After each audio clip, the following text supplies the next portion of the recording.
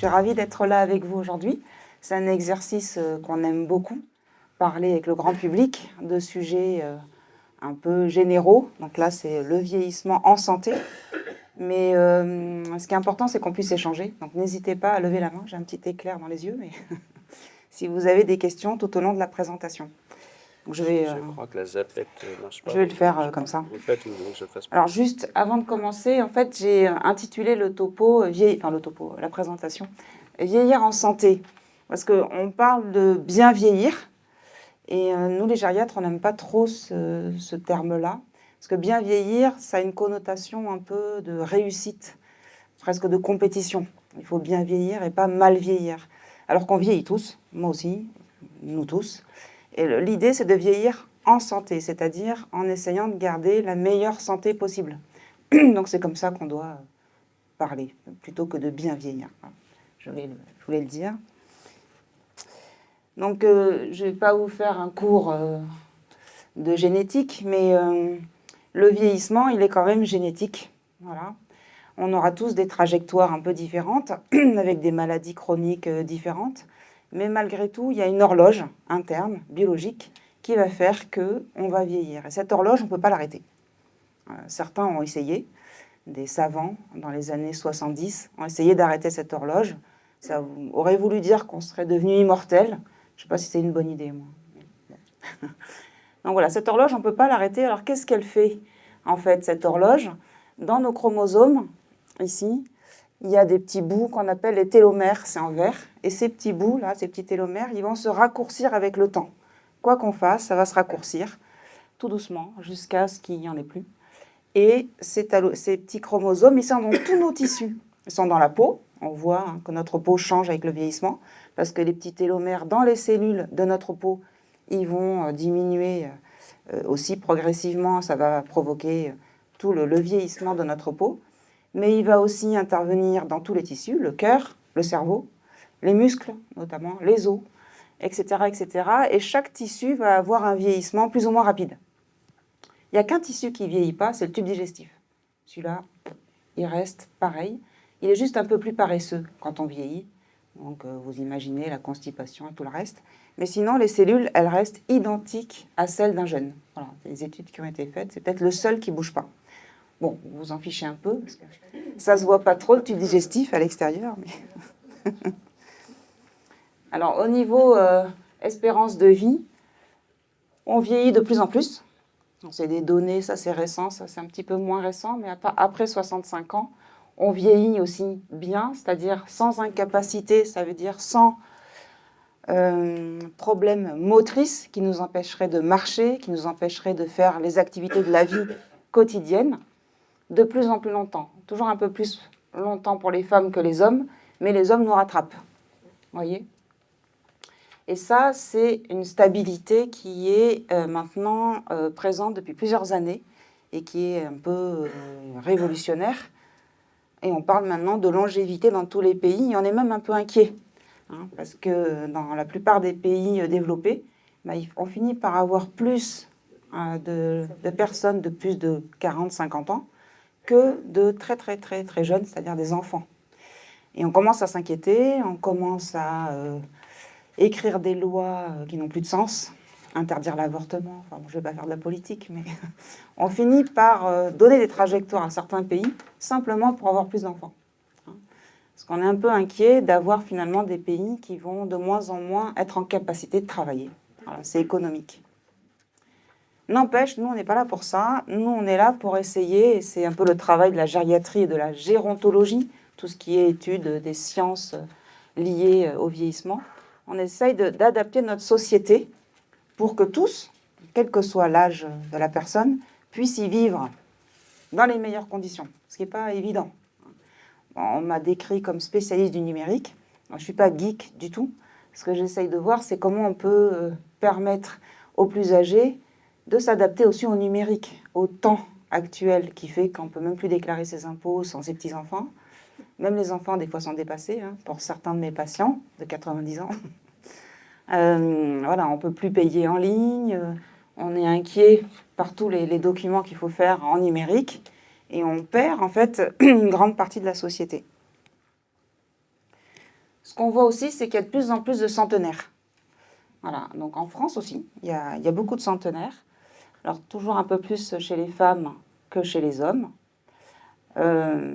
Avec, vous voyez, il y a 10 000 centenaires femmes, un peu moins de 101 ans, 102 ans, bon, jusqu'à 106 ans et plus, il nous en reste encore 2000. Bon, enfin, c'est pas non plus une super réussite, mais c'est juste pour dire que on arrive dans nos pays développés à vivre longtemps, et là, il faut voir dans quelles conditions.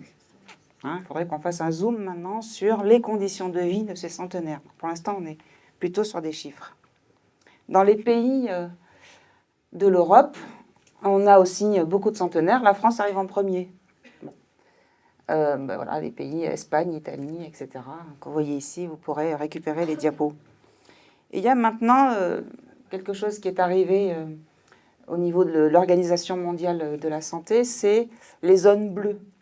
Donc les zones bleues, en fait, ce sont des zones dans le monde, on ne voit pas très bien, mais normalement, il y a une carte dessous, où il y a beaucoup plus de centenaires. Ce sont des poches, en fait, avec beaucoup de personnes âgées qui vivent bien.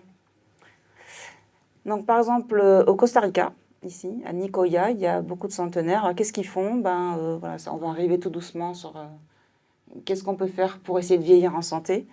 Ils mangent plus de fibres, apparemment, et des aliments qui ont un faible indice glycémique. Bon, donc on peut, à partir de là, imaginer qu'on prévient les maladies cardiovasculaires. Probablement qu'ils marchent beaucoup, là, ils ont moins de transports en commun. La Californie, alors eux, ils ont une grosse politique de gérosciences, c'est-à-dire tout ce qui est l'étude scientifique du vieillissement en santé. Alors, on est vraiment dans la prévention, essayer de voir comment on peut travailler au niveau génétique, cellulaire, pour faire que le vieillissement soit le moins le moins de conséquences possibles sur la vie quotidienne. Donc voilà, ils ont une grosse campagne contre l'alcool et le tabac et une grosse campagne d'aliments riches en végétaux.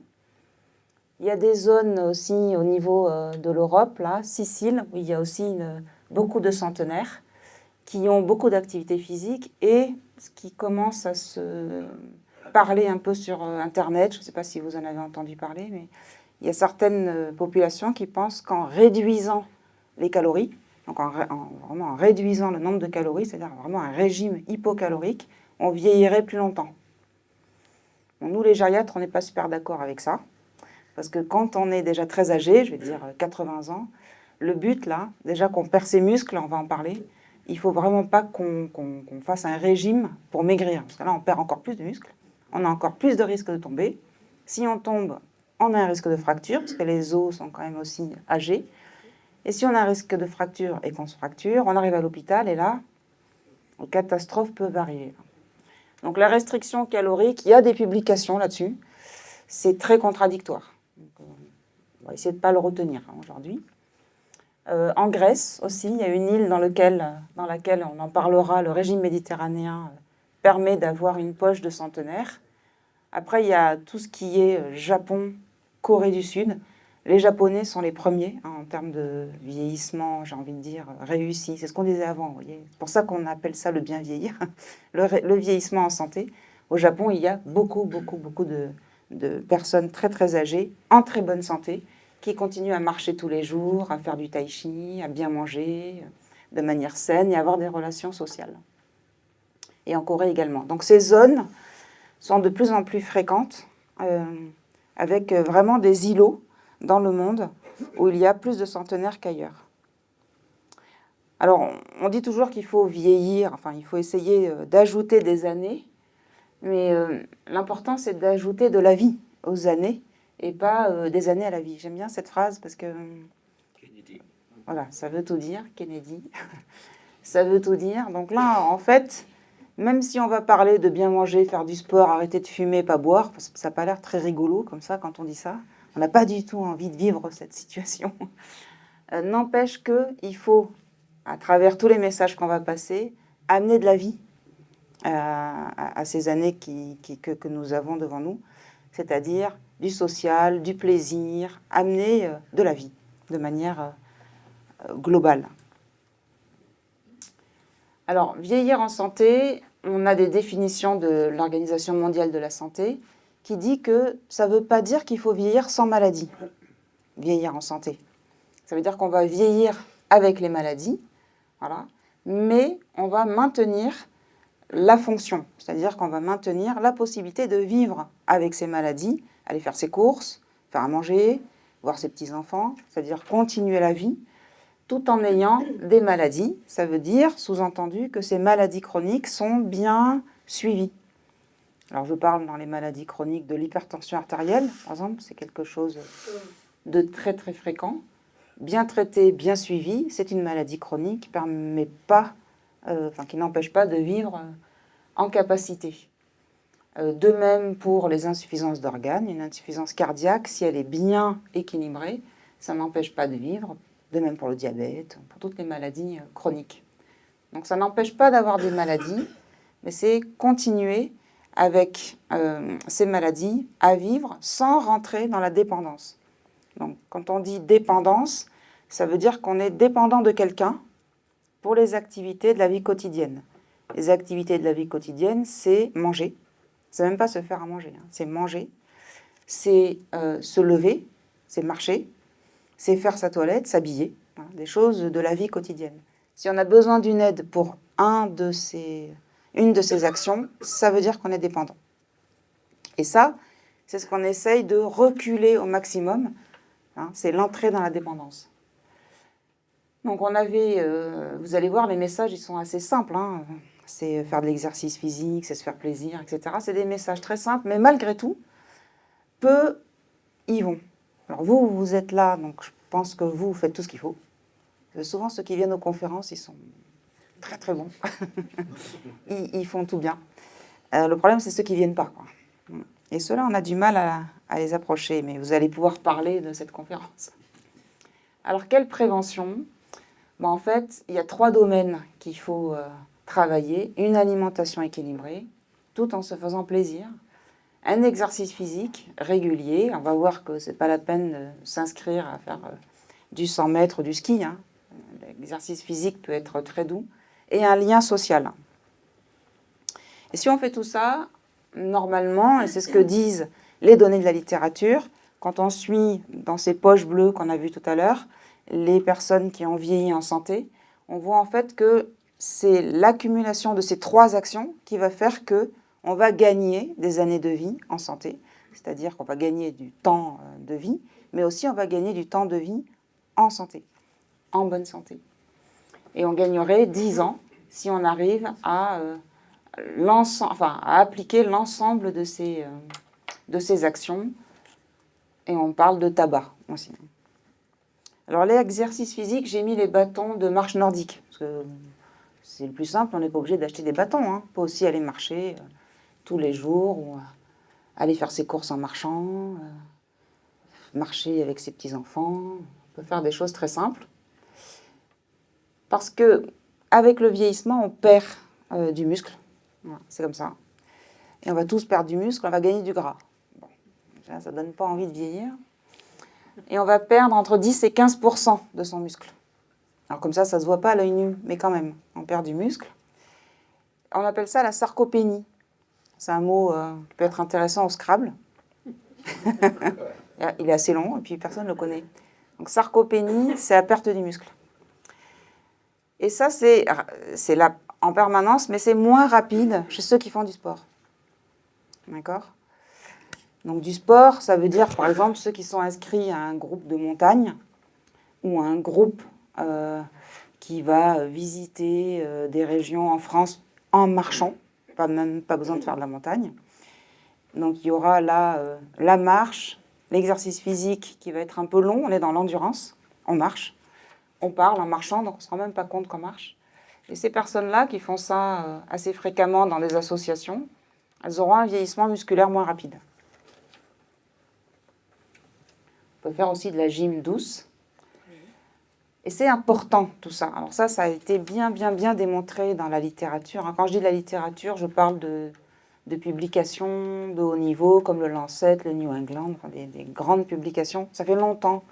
Et on était parti sur la démonstration du tai chi dans l'effet sur le vieillissement. Et en fait, depuis, on est allé sur tout exercice physique et voir quels sont les effets de cet exercice sur le corps, sur les organes. Alors par exemple, au niveau cardiovasculaire, c'est important de faire cet exercice physique permanent, tous les jours, un peu de marche, 3/4 d'heure, 1 heure de marche. Ça va agir sur les artères, ça va diminuer la tension artérielle, donc diminuer le risque d'avoir de l'hypertension artérielle, ou si on en a une, peut-être diminuer les traitements, en tout cas mieux équilibrer la tension. Comme ça agit sur les artères, ça va empêcher d'avoir les bouchons dans les artères, donc infarctus, accident vasculaire cérébral, tout ce qui va empêcher le sang de circuler. Et puis ça va jouer aussi sur tous les facteurs de risque qui jouent sur les artères, donc le cholestérol va diminuer quand on fait de l'exercice physique fréquemment, le risque d'avoir trop de sucre dans le sang, le diabète, bien sûr, le surpoids. Ça joue aussi sur la prévention du cancer, le cancer digestif, le cancer de la prostate, le cancer du foie, le cancer de beaucoup d'organes.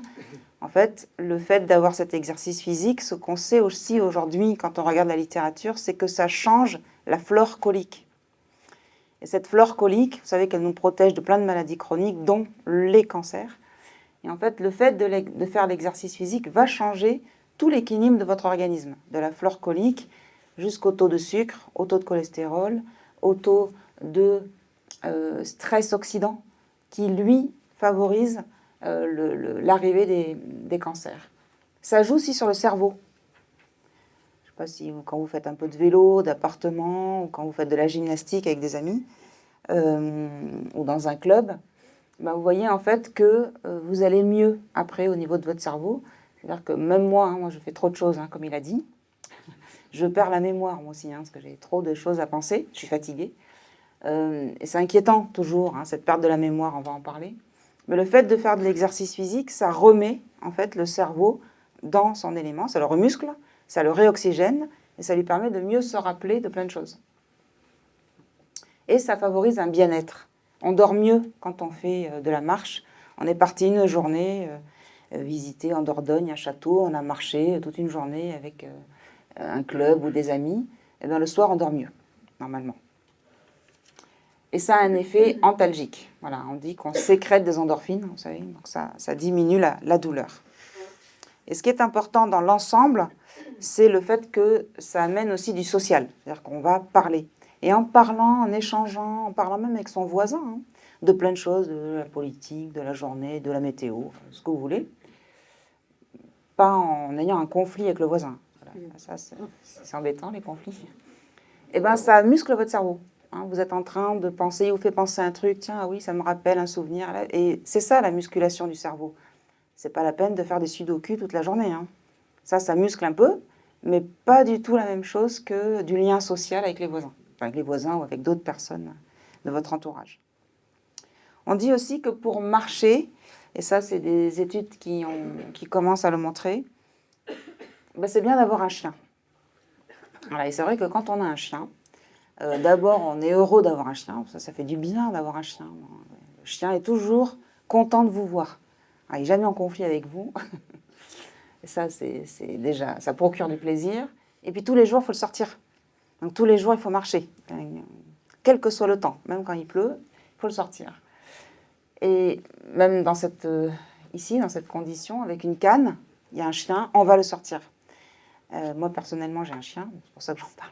Et quand je le promène dans les parcs, alors plutôt le week-end, je rencontre plein de personnes. Et puis, on se parle de notre chien. C'est-à-dire que le chien est plus attractif qu'un enfant même. Donc, on va plus s'arrêter devant un chien que devant un enfant.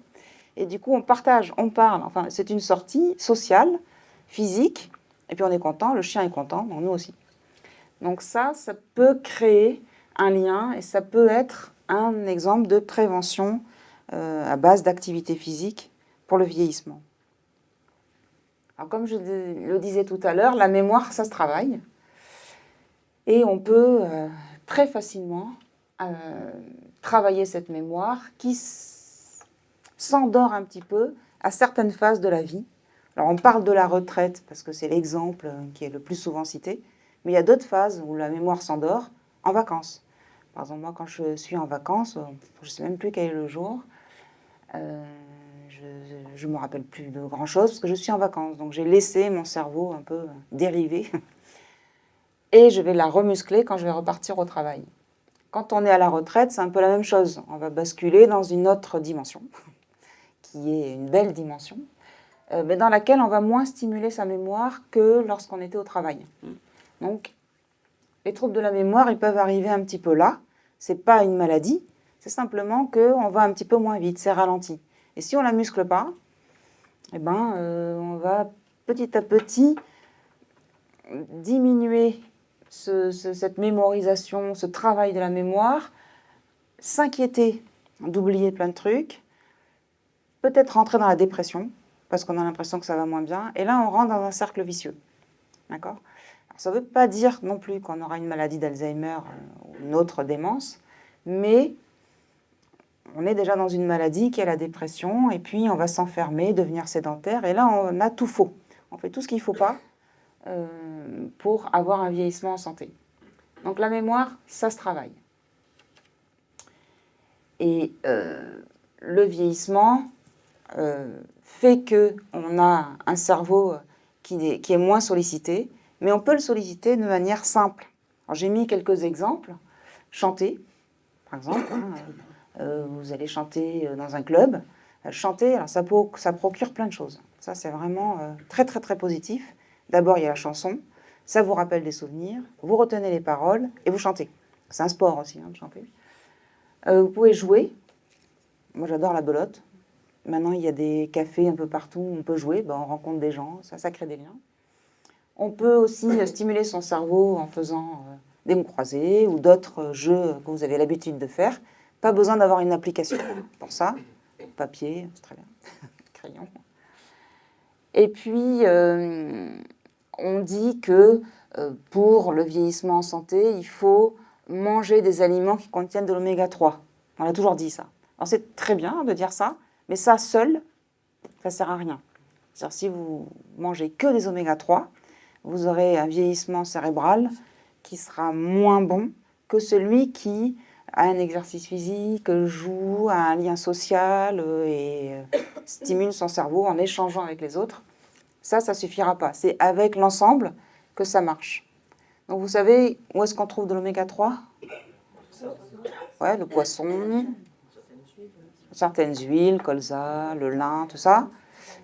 La noix, voilà, bon, vous savez tout. C'est pour ça que je savais que ceux qui sont là savent tout. Voilà. Des liens avec sa famille, c'est important, il faut les embêter. Moi, ma mère, quand elle m'appelle, j'ai toujours autre chose à faire, mais elle continue, elle a raison. Et du coup, on se voit, on fait des choses ensemble, et c'est important. Les petits-enfants aussi, plus ils grandissent, moins ils ont envie de vous voir. Il faut continuer, il faut persister. Alors, maintenir son cerveau, donc les jeux, voilà, on peut s'inscrire à des associations, bridge, marche. Il y a plein de clubs de marche nordique maintenant, dans les forêts ou dans les villes, on les voit. Ça fait beaucoup de bruit, mais on les voit, ça parle. Je pense que c'est très positif. Apprendre à mémoriser. Hein, vous allez faire les courses, vous laissez la liste à la maison. Mémorisez. Travaillez votre cerveau. Aujourd'hui, on a du numérique partout. Même moi, pour arriver ici, j'ai mis le GPS. Alors que j'aurais pu, avec ma mémoire, bon, je l'ai, mais surtout mon orientation que j'ai pas trop, j'aurais pu me débrouiller. Ça m'aurait stimulé le cerveau. Bon, j'ai pas eu envie, j'ai suivi le GPS. Bon. Et puis, la liste des courses, je l'ai toujours avec moi, même je la prends en photo. Comme ça, je suis sûre de ne pas la perdre. Donc, c'est nul. Hein. Donc, mémorisez plein de choses. Voilà. Je sais pas, les dates d'anniversaire de vos enfants, ça, je pense que vous les connaissez, mais vos petits-enfants, souvent, on en a plein. Mémorisez-les. Faites marcher le cerveau. Parlez, discutez avec les gens, comme ici, c'est très bien. Il doit être actif, c'est un muscle. Plus on le sollicite, plus il sera musclé. Moins on le sollicite, moins il sera musclé. Donc l'activité physique, ça marche aussi sur le cerveau. Hein, ça oxygène le cerveau, vraiment. Alors quand je dis activité physique, vous avez vu, c'est de la marche. Hein. Si vous voulez aller nager, que vous aimez nager, vous pouvez aller nager. Si vous aimez faire du vélo aussi. Mais on n'est pas dans du sport intensif, quoi. Hein. On est dans de l'activité physique. Ça oxygène les neurones et c'est très important parce que c'est le premier organe qui utilise le sang dans notre corps. Le cœur, quand il bat, il sert d'abord le cerveau, et après il sert le reste. Alors ça ne se sent pas, hein, vous n'allez pas tomber à chaque battement, c'est instantané, mais il va toujours servir le cerveau d'abord. Comme quand vous mangez du sucre, le sucre il va d'abord dans votre cerveau. Voilà, c'est l'organe noble qu'on va alimenter en premier. C'est le roi. Donc si vous ne faites pas d'exercice physique, vous avez un cœur qui est moins musclé, et du coup, vous avez moins d'oxygène dans le cerveau, et ça aussi, ça peut jouer. On sait que c'est lié. Voilà, donc l'exercice physique marche. Alors on compte quand même un temps d'exercice physique d'au moins 1 heure pour qu'il y ait quelque chose. Si vous allez marcher 5 minutes, chercher la poubelle et la rentrer, ce n'est pas de l'exercice physique. Alors il faut rajouter le courrier ou peut-être d'autres trucs. Voilà, donc ça permet aux neurones de travailler. Le deuxième point du lien entre l'activité physique et le cerveau, c'est que ça diminue l'atrophie. On sait que quand on vieillit, et ça commence très jeune, hein, à 18 ans, on perd des neurones. Je crois même qu'à la naissance, ça doit être le cas, mais on ne le sait pas.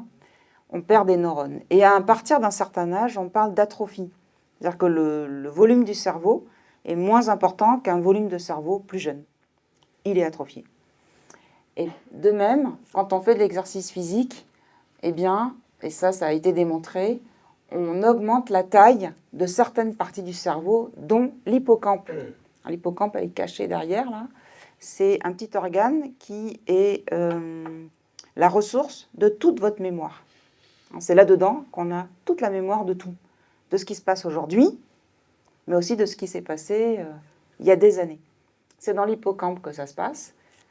Par exemple, quand on a une maladie d'Alzheimer, c'est l'hippocampe qui est touché. Il est diminué en volume et même il disparaît. On n'a plus de mémoire. Donc le fait de faire de l'exercice physique, ça diminue l'atrophie et ça diminue le risque de cette diminution de la taille de l'hippocampe. Donc ça marche, en plus ça a été démontré, on est content. Même si elle diminue avec l'âge, elle va moins diminuer si on fait de l'exercice physique et bien sûr, elle diminuera beaucoup si on a une maladie. Mais ça, c'est pas parce qu'on est âgé qu'on doit avoir une maladie d'Alzheimer. C'est sûr que c'est plus fréquent chez les sujets âgés. L'âge est un risque, mais ce n'est pas pour toutes les personnes. On dit qu'après 85 ans, 20%, c'est quand même beaucoup, ont une maladie d'Alzheimer. Après 85 ans, 20%. C'est-à-dire que 80% n'en ont pas. Quand on donne le micro à quelqu'un de 90 ans ou de 100 ans, on a fait ça récemment à un congrès, tout le monde a peur qu'il ait une perte de mémoire. En fait, il n'y en a pas. Il a le même cerveau que nous, sauf que ça va un petit peu plus lentement, mais le cerveau est nickel. Donc, ce n'est pas synonyme, le grand âge, de maladie d'Alzheimer. Je pense que c'est important aussi, ça, de donner comme message. Et le grand âge n'est pas synonyme non plus de dépendance. La dépendance, elle n'est pas liée à l'âge, elle est liée aux maladies. Aux maladies. Alors, on peut être dépendant à 50 ans, avec des maladies. Évidemment, on sait que plus on vieillit, plus on a des maladies chroniques. Mais si elles sont stabilisées, ce n'est pas l'âge qui va nous rendre dépendants. C'est une maladie non traitée ou qui, tout d'un coup, devient plus aiguë. Je ne sais pas si c'est clair, ça. Mais c'est bien de dire que quand on est âgé, on n'est pas dépendant. Ça m'agace d'entendre ça, parce que les politiques disent ça. Le troisième point, c'est que le fait de faire du sport, ça donne le moral. On a plus de sérotonine. Sérotonine, c'est un antidépresseur. Et en fait, on le fabrique naturellement. Pas la peine de prendre des antidépresseurs. Aller marcher tous les jours, ça a le même effet. Alors, sauf si vous avez une vraie maladie, qui est la dépression. Ça donne le moral, on dort mieux et on a une meilleure qualité de vie. Alors, qu'est-ce qu'on peut faire comme activité? Comme on l'a dit, des choses très, très, très simples. Très simples, qui font qu'on va respirer différemment, qui font qu'on sent qu'il y a un exercice. Voilà. Donc c'est assez long, c'est pas intensif, mais c'est assez long pour sentir que peut-être même le lendemain, on peut avoir un peu mal aux pieds ou à certains muscles. Bon. Et les médicaments, nous, on n'aime pas trop, parce que quand on vieillit, il y en a de plus en plus. Alors, il y en a qui sont utiles. Mais les médicaments qui vont permettre d'améliorer le bien-être, je sais pas, magnésium ou des trucs comme ça, des médicaments qui vont permettre de mieux dormir, X ou Y, on pourra, alors c'est pas grave si vous en prenez, mais on pourra les diminuer par l'exercice physique. Vraiment, ça marche. Et surtout si on arrive à avoir des liens sociaux. Alors qu'est-ce qu'on doit manger? J'ai mis un peu de tout sur la photo. En fait, on ne doit pas moins manger, mais mieux. Voilà. Donc ce qu'on doit rajouter en fait dans le repas quand on vieillit, c'est des protéines. Alors vous n'allez pas prendre les bacs de poudre de protéines des sportifs de haut niveau, là, de Basic Fit, mais l'idée c'est que le repas soit toujours aussi agréable, mais qu'on y rajoute de manière très simple des protéines pour les muscles, pour les os, pour permettre d'avoir cette autonomie fonctionnelle. Donc où est-ce qu'on trouve des protéines? Dans la viande, j'entends. Dans les poissons, légumes secs, les œufs, légumineuses, ouais, certains. Le lait. Voilà, un truc tout bête. Le fromage et le lait. Et là, on peut très très bien, par exemple, si vous avez quelqu'un de très très âgé chez vous, et il est déjà tombé, il est en rééducation, il remarche, là vous avez vraiment envie que ses muscles soient costauds pour qu'ils ne retombent pas, on peut rajouter du lait en poudre dans les repas. Ça n'a pas d'odeur, ça ne se sent pas au goût, ça colore juste en blanc. Bon. Mais ça n'augmente pas le volume du repas, ça densifie juste en protéines. Mettre du fromage râpé, de la crème fraîche, des trucs comme ça. C'est riche en protéines, c'est tout simple, c'est pas cher.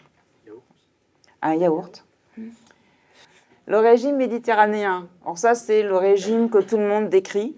Alors pourquoi? Parce que c'est vrai que ça inclut un peu tout ce qu'on dit. Il faut des légumes, des fruits, enfin il faut se faire plaisir aussi, hein, à manger ce qu'on aime.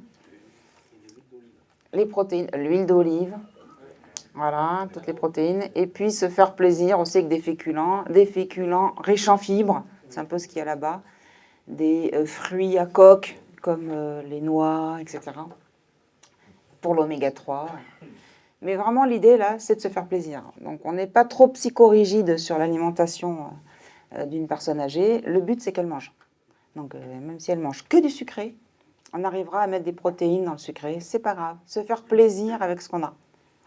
Je pense que ça, c'est important. C'est-à-dire que dans les 4 traitements qu'on peut mettre en place pour vieillir en santé, donc on a dit l'exercice physique, manger de manière plus riche en protéines, en huile d'olive, enfin tout ce qui est riche en oméga 3, régime méditerranéen, se stimuler un petit peu le cerveau, le muscler, du lien social, et le 5e, c'est le plaisir.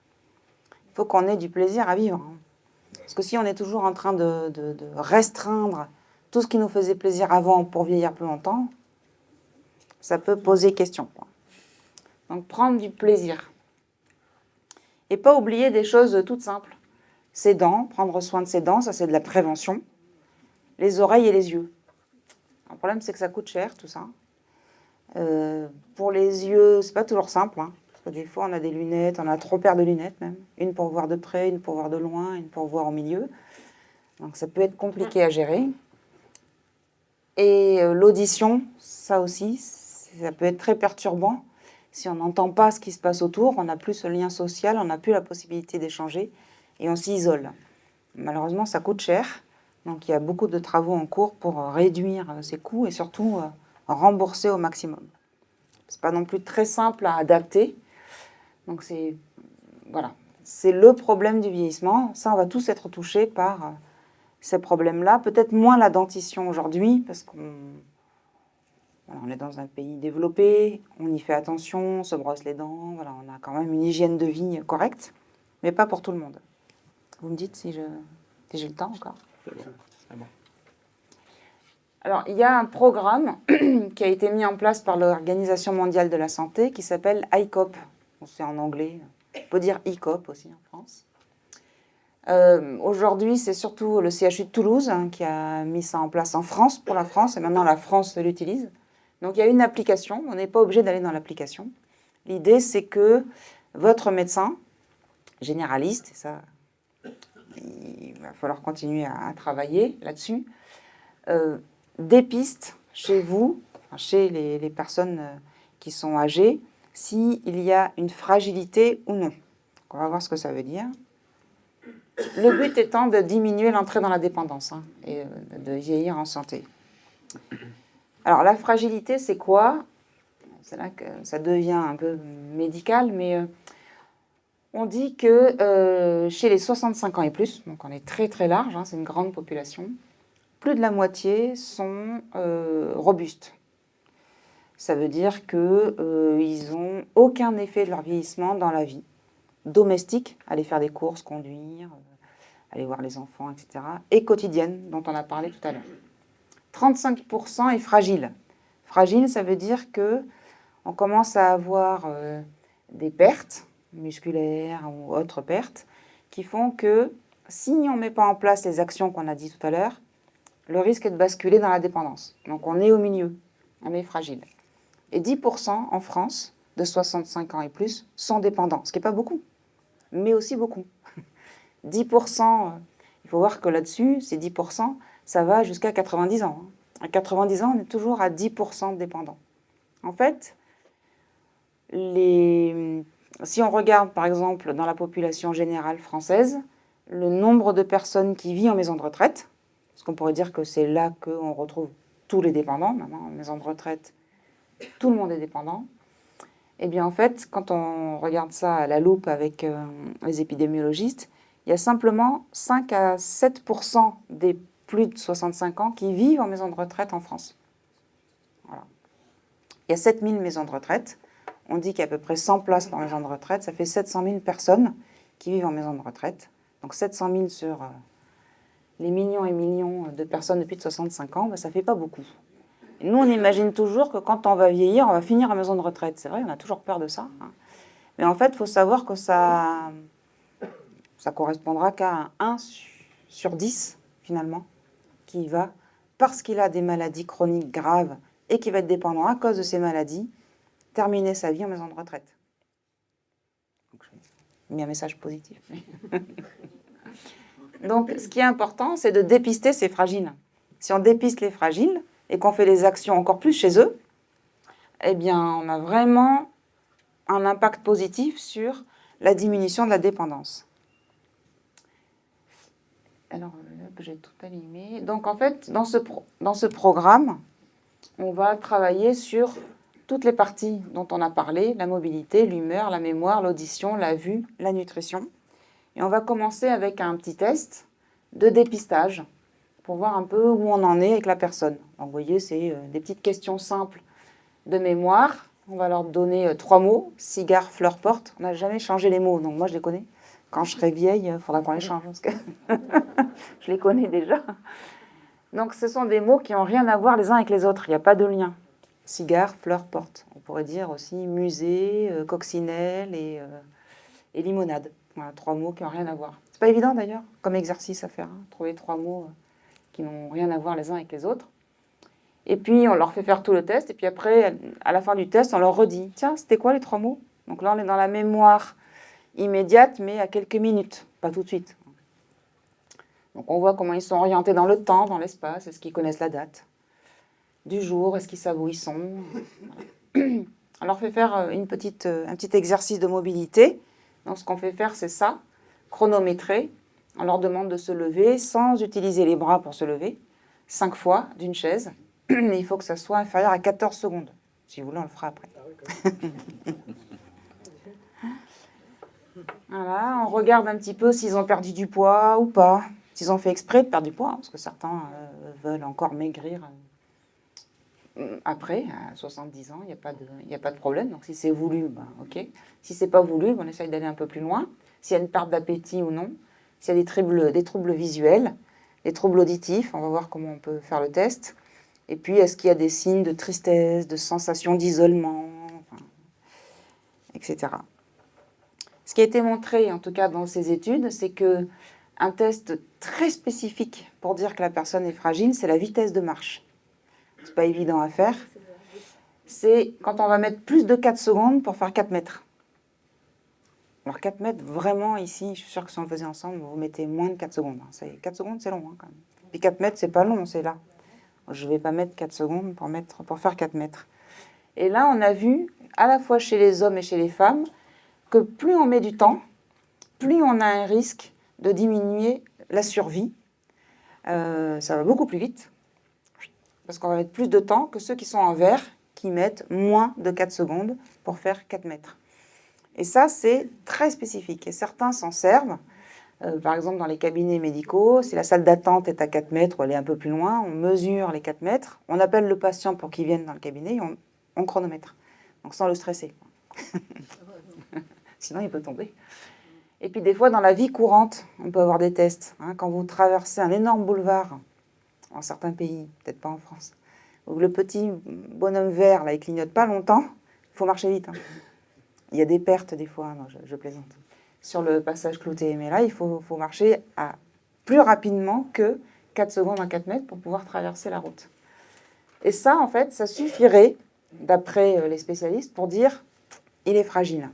Il y a un truc. Alors même s'il a un problème musculaire, il a mal aux pieds, attention, il est fragile, on va plus loin. Bon. Donc l'audition, si vous voulez vous faire des tests, c'est le test de chuchotement. On se met à peu près à un bras derrière la personne, on lui demande de se boucher une oreille, et on chuchote derrière des petits mots, et on lui demande de répéter. Ça, c'est pas mal pour dépister les pertes de l'audition, c'est tout simple et pas besoin d'appareil. On essaye en fait vraiment d'apporter des dépistages simples qui coûtent pas cher, parce que le but c'est de dépister collectivement un grand nombre de personnes qui risquent, si on fait rien, de basculer dans la dépendance, comme ici. Vous voyez, les robustes, ils sont identifiés avec du tennis, enfin ils sont très robustes. Au milieu, si on fait rien, le fragile peut basculer dans la dépendance. C'est vraiment quelque chose d'important, et du coup, l'assurance maladie a décidé de rembourser des bilans de prévention, ça vous savez, jusqu'à 75 ans. Bon, on aurait préféré que ça aille jusqu'à 85 ou même après. On travaille avec l'assurance maladie. L'idée, c'est de vous permettre de dépister des choses simples, mais aussi d'aller un petit peu plus loin pour voir toutes les actions de prévention au niveau cardiovasculaire, au niveau de l'exercice physique, tout ce qu'on a dit tout à l'heure, sur un temps dédié à ce bilan. Donc on a voilà, pas mal de questions sur les habitudes de vie, les facteurs de risque en termes de maladies chroniques. On fait le point sur les vaccins aussi, sur les dépistages de cancer. Et puis, l'idée, c'est d'essayer de suivre la personne et de s'adapter aussi au comportement de la personne pour que la prévention puisse se mettre en place. Alors, on dit toujours, mieux vaut prévenir que de guérir. Mais il y a beaucoup de résistance au changement. Donc, c'est pas... Je dis ça à vous, mais vous êtes là, vous n'êtes pas résistant. Et c'est très, très, très dur de faire passer ces messages de faut avoir une activité physique, il faut essayer de faire attention à ce qu'on mange, aller parler aux gens, pas rester dans son canapé avec une poche de chips, à regarder la télé. Et ça, nous, on ne sait pas comment faire sortir la personne du canapé, en fait. On a tout essayé. Voilà, et c'est souvent, voilà, je vais le faire, mais ça ne veut pas dire forcément qu'on va le faire. Donc souvent, voilà, on touche les personnes qui en ont le moins besoin, parce que vous êtes bien là. On a essayé des campagnes de communication pour bien vieillir, faites du sport, mangez bien, préservez-vous. Bon, ça n'a pas marché. On a essayé plein de choses. Ça, on a vu. Alors, on a essayé aussi de s'adapter aux gens, en se disant, alors peut-être que nos messages sont trop globaux, allez faire du sport, tout ça. On va s'adapter et personnaliser le message. Donc, on a fait ça avec un sociologue dans une étude. Et avec le sociologue, on a interrogé les personnes et en fonction de leur vie, on a adapté l'action à leur vie. Par exemple, certains adorent le mercredi aller chercher les petits-enfants à l'école. Alors, on leur a dit, là, vous y allez à pied. Alors, c'est quoi le trajet? Donc, on s'est adapté à eux. Donc, ça coûte cher, parce que c'est personne par personne. Et c'est ça qui fonctionnerait. C'est-à-dire vraiment s'adapter aux souhaits, à ce qui fait plaisir à la personne. On a essayé de s'aider aussi des professionnels de la Poste, qui distribuent de moins en moins de courriers par rapport à avant. Et donc, on s'est dit, tiens, mais comme ils continuent à aller à la maison, peut-être qu'ils pourraient taper à la porte et puis discuter avec les gens, leur faire des trucs, utiliser finalement les postiers pour faire de la prévention. On est encore dans le cadre de l'étude, des études, c'est pas fait tous les jours, je ne pense pas que ça marche chez vous. Mais si on habite dans certains villages où on connaît très bien le postier, on peut discuter avec lui. C'est aussi un moyen d'échanger. Alors, il y a plein de biais. Le biais du temps présent, on se dit, ouais, moi pour l'instant je suis pas malade, hein. Je vois pas l'intérêt de faire tout ça. De toute façon, le risque, ce sera pour plus tard. Ou alors on se surestime, on a le biais de la confiance. Moi je ne serai jamais malade. C'est pour les autres, pas pour moi. Moi dans ma famille, on est tous centenaires, donc moi aussi. Ou alors c'est le biais du lendemain, ça c'est un peu mon fils, hein. 18 ans, la procrastination. Voilà. Le manque de confiance. On pense aussi que les actions qui sont proposées, c'est pas si intéressant, je n'ai pas tellement confiance en tout ça, je préfère prendre un médicament, je n'y vais pas. Il y a plein de freins et du coup, il y a des gens qui sont intéressés aux nudges. Je ne sais pas si vous connaissez. Les nudges, en fait, c'est ça, c'est de pousser les personnes à changer de comportement. Par exemple, ici, pour que les papiers ne soient pas jetés partout, ils ont mis un panier de basket. Et donc les gens s'amusent à jeter et là, ils sont tous contents. Même presque, ils créent des déchets pour les jeter. Là, par exemple, pour ne pas prendre l'escalator, ils ont mis des notes de piano. Donc les gens s'amusent à faire des notes. Le premier exemple, c'était les toilettes des hommes, où ils avaient mis une araignée au milieu de la cuvette. Et les hommes, je ne suis pas un homme, mais leur truc, c'était de viser l'araignée. Et du coup, il n'y avait plus du tout d'urine autour des toilettes. Ça s'appelle les nudges. Donc, c'est-à-dire pousser à changer de comportement. Je sens que ça parle à certains. Alors ça, c'est une question que vous m'avez posée, mais je ne sais pas si vous voulez qu'on y réponde maintenant ou on passe à la discussion. Allez-y. Je continue. Donc, je sais sur les réseaux que certains m'ont demandé comment on devait se comporter face à un malade qui a une maladie d'Alzheimer. Donc, j'ai écrit ce qu'il ne faut pas faire. Ça, c'est plus simple. Donc, évoquer des souvenirs récents. Alors, on peut faire ça aussi. On peut changer. Donc, évoquer des souvenirs récents, ça c'est compliqué parce que quand on a une maladie d'Alzheimer, on ne se rappelle pas de ce qui s'est passé aujourd'hui ou hier. Voilà, on se rappelle par contre très bien de ce qu'on se faisait quand on était jeune. Et plus la maladie progresse, plus on se rappelle de plus loin. Mais pas du tout de ce qui s'est passé là. Donc si on commence à l'embêter avec ce qui s'est passé hier ou aujourd'hui, ça va le stresser. La personne va être encore plus énervée parce qu'il ne se rappelle pas. Et pourtant, elle a fait une énorme surprise la veille, elle l'a amené au restaurant. Donc elle se sent mal parce qu'il ne s'en rappelle pas. Alors là, ça part en vrille. Donc il vaut mieux parler que des souvenirs très anciens. Pas poser une question très compliquée. Laisser des choix à des trucs très... ça ne marchera pas. Plutôt poser des questions courtes. Est-ce que tu préfères un yaourt ou un fruit ou qu'est-ce que tu veux pour ton dessert? Ça, qu'est-ce que tu veux pour ton dessert? C'est très compliqué. Parce qu'il faut qu'il passe dans la mémoire tous les desserts possibles. Et il ne va pas être très à l'aise. Il va peut-être dire, je ne sais pas, la forêt noire. Des trucs qu'on n'a pas du tout. Et là, ça va énerver aussi la personne en face, quoi, qui va partir chercher une forêt noire. Ne pas s'adresser à lui comme à un enfant. Ce n'est pas parce qu'il perd la mémoire qu'il rajeunit. Ce n'est pas un enfant. On ne va pas l'infantiliser en lui parlant de manière très infantile, comme à un bébé. Il va se sentir vraiment humilié et il va le sentir. Ne pas rappeler le décès d'un proche. Ça a été dit une fois, ce n'est pas la peine de le rappeler. J'ai une patiente comme ça en gériatrie qui avait perdu son mari juste avant d'arriver à l'hôpital. Elle s'est sentie isolée, elle est tombée, elle est arrivée à l'hôpital. Et tous les jours, elle demandait à voir son mari. Et tous les jours, les infirmières disaient « mais il n'est pas là, vous savez, il est mort ». Et tous les jours, elle pleurait, toute la journée. Parce qu'elle ne se rappelait pas de ce qu'on lui avait dit la veille. Donc à un moment donné, il faut arrêter. On reste avec eux sur « oui, votre mari, comment il était ?» On part sur le passé, on détourne l'attention sur le lien qu'elle avait avec son mari. Et ça, vraiment, ça détourne l'attention. Ils vont arrêter de vous poser la question. Ne pas contredire. On va plutôt changer de sujet. Voilà, on est plutôt d'accord avec eux. Même si c'est des fois aucune logique, on va être de leur avis et on va éviter qu'ils s'énervent, qu'ils deviennent agressifs, qu'ils se sentent mal et qu'ils s'opposent.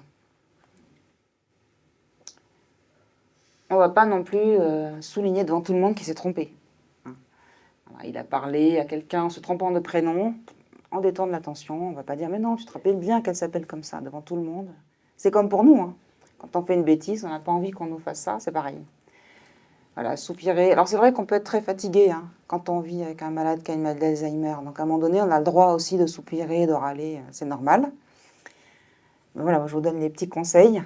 Et l'aide aux aidants, elle existe aussi. Il y a des associations où on peut parler un peu de tout ça et justement un petit peu vider le stress que l'on a.